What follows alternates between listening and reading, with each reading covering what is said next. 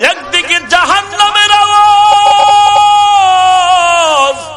ওদিকে আমার আল্লাহ চিৎকার দিয়া বলবেন লিমানিল মুলকুল ইয়াউম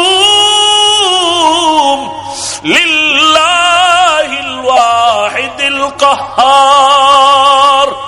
সমস্ত নবীরা কান্নায় বেকারার হয়ে যাবে। ওই সময় আবার আপন কেউ থাকবে না। ওই কিয়ামতের ময়দানে আমি ওমর আসামির কাঠগড়ায় দাঁড়াইতে পারবো না। ওয়ার্দজাহানের খলিফা হযরত ওমর দিনের বেলা মানুষের বিচার করে, রাতের বেলা ঘুরে ঘুরে ঘুরে ঘুরে মানুষের কি হালাত তাকায় তাকায় দেখে। আজকে ওমর একা, সাথে একটা গোলাম আছে, আসলাম কেউ নেই। রাতের অন্ধকারে জঙ্গলে ঘুরে কি খবর মানুষের। পাহাড়িয়া কিনারায় ঘর, পাহাড়ের কিনারায় গিয়ে দেখেন একটা ভাঙা ঘর, আগুন জ্বলে আগুন। ওমর দূরে দাঁড়ায় তাকায় দেখে একটা বৃদ্ধা মহিলা আগুন পাত্রে আগুন গরম করে পানি। তার আশেপাশে কিছু বাচ্চাগুলো ঘুমাইতেছে মাটিতে পড়িয়ে। হঠাৎ একটা বাচ্চা সজাগ হয়ে কান্না করে বলে, আম্মু খানা দাও। মা বলে, খানা রেডি হচ্ছে, অপেক্ষা কর। বাচ্চা কান্না করে আবার ঘুমায় গেল। ওমরে ফারুক রাদিয়াল্লাহু তাআলা আনহু সামনে এসে সালাম দিলেন। সালাম। আম্মা জান বলেন, কে তুমি হে যুবক? বলে, আমি আসছি একটা অজান্তে একটা আগন্তুক ব্যক্তি, খোঁজ খবর নিচ্ছি কার কি সমস্যা। মহিলা জানে না এই ওমর। ওমরও বলে না আমি ওমর। মহিলা বলে, ওই যুবক, তুমি আমার কি উপকার করবা? তবে একটা কথা শুনো, আমগো দেশ চালায় নাকি ওমর নামের খলিফাতুল মুসলিমিন, তবে আমার মনে বড় কষ্ট। দুনিয়াতে পারলে তো পারলাম, না হয় কিয়ামতের ময়দানে ওমরের বিরুদ্ধে আমি আল্লাহর কাছে বিচার দায়ের করব।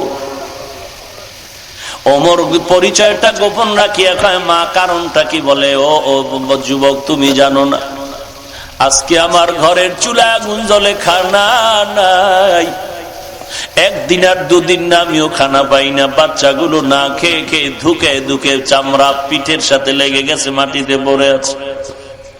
ওমর নিজের পরিচয় গোপন রেখে বলে, মা অপেক্ষা করেন, আমি একটু উপকার করতে পারি কিনা দেখি। হযরত ওমর গোলাম নিয়ে চলে গেলেন বাইতুল মাল, অর্থ মন্ত্রণালয়। ওমর নিজের হাতে একটা আটার বস্তা রেডি করে গোলাম রে কয়, রে ও গোলাম, এই রাতের মধ্যে আটার বস্তা মহিলার কাছে নিব, আমার মাথায় দে। আসলাম ডেকে বলেন, খলিফাতুল মুসলিমিন, আপনাকে দেখলে শয়তান পালায়া যায়। আপনি অর্ধজাহানের খলিফা, আটার বস্তা আপনি নিবেন না? না, আমি গোলামের মাথায় দেন।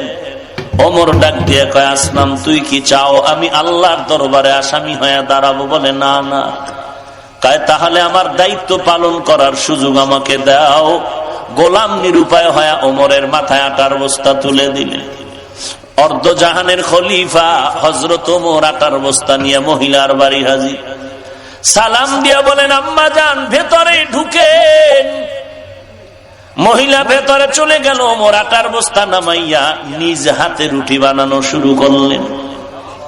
ওমর নিজ হাতে রুটি বানাইয়া এরপরে বলে, আম্মা জান আটাও রেখে গেলাম, রুটিও রেখে গেলাম, রুটি খান, বাচ্চাদের দেন, আবার শেষ হওয়ার আগে খবর নিব।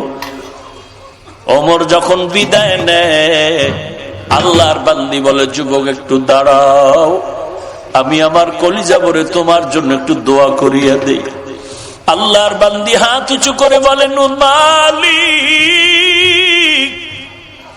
আমার দেশে যদি এই যুবকের ক্ষমতায় দিতা, ওমরের দিতা না। ওমর যদি না হয় যুবক হইতো তো আমগো দেশ বেহেশতের বাগান হয়ে যেত। হযরত ওমর পরিচয়টা গোপন রেখে বিদায় নিয়ে চলে গেলেন। পরের দিন মসজিদে নববীর মধ্যে পরামর্শ ডাইকা ওমর ডাক দিলেন, যাও একজন বার্তাবাহক ওই এলাকার মহিলাকে বলো খলিফাতুল মুসলিমিনের দরবারে আসতে। ওমর যখন লোকটাকে পাঠায় দিল, লোক গিয়ে যখন বলল, যাও খলিফাতুল মুসলিমিন ডেকেছেন। মহিলা বড় ভয়, গতকালকের ঘটনা বুঝি যুবক ওমরের কাছে বলিয়েই ফেলাইছে, আমার আজ ফাঁসি হয়ে যাবে। মহিলা এমন কান্নার আওয়াজ, সন্তানদের থেকে এবার বিদায় নেয় আর বলে, মনের মতো মাকে দেখে নাও, আর জীবনে দেখা হবে না। আজ আমার খলিফাতুল মুসলিমিনের দরবারে হাজিরা হতে হবে, আমার বিচার হবে। কিন্তু এদিকে ওমরের কি হালাত! লম্বা একটা পাগড়ি হাতে নিয়ে ওমর দাঁড়িয়ে আছেন। উপস্থিত পরিষদের কেউ কিছু জানে না কি হালাত।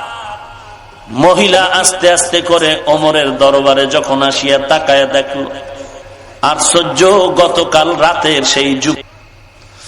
আপনি এই পাগড়ির মাথাটা ধরেন, আর একটা মাথা দিয়ে ওমরের গলায় পেঁচাইয়া বলে, আমাকে রাস্তায় রাস্তায় টানেন, আর আমি ওমরের বিচারটা করেন। এমন ভুল যেন আর জীবনে না হয়, মেহেরবানি করে আমার বিচার করেন। তারপরও চাই দুনিয়াতে বিচার হয়ে যাক, কিন্তু হাসরের ময়দানে যেন ওই আসামের কাঠগড়ায় দাঁড়াইতে না হয়। কারণ কিয়ামতের ময়দান বড় ভয়ঙ্কর, সূর্য মাথার উপরে নেমে আসবে, জমিনটা সূর্যের তাপে তামা হয়ে যাবে। সূর্যের তাপে বেঈমান আর গুনাহগারের মাথার মগজগুলো টাস টাস করে ফেটে যাবে। জাহান্নামের আওয়াজ দেখে দেখে বলবে, ও আল্লাহ, গুনাহগার গুলো কই? আমার পেটের মধ্যে দাও, যারা দুনিয়াতে তোমার সাথে বেঈমানি আর নাফরমানি করেছে।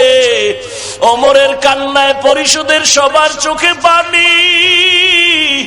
ও এলাকার যুবক, পা দুটো যদি আগায় দাও, আমি পায়ে হাত রেখে বলি, আল্লাহর কোরআনের মিথ্যা মনে করিও না, আমার নবীর কথা মিথ্যা মনে করিস না রে যুবক। हकीकत से तू दुनिया बेखबर है, दुनिया की नुमाइश पर नजर है। नमी गुयाम के अज दुनिया जुदा बाश, बहर कारे के बाशी बा खुदा बाश।